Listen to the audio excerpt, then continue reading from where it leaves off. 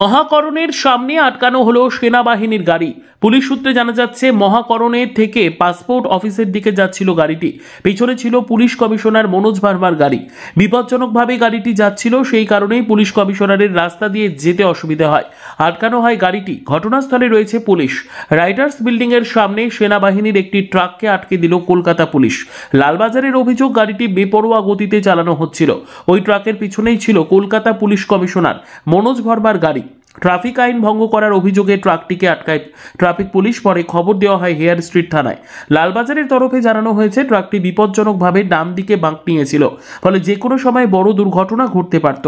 Traffic আইন ভঙ্গ করার জন্য গাড়িটিকে দাঁড় করানো হয়। যদিও ওই ট্রাকে থাকা সেনাবাহিনীর এক কর্মী অভিযোগ অস্বীকার করেন।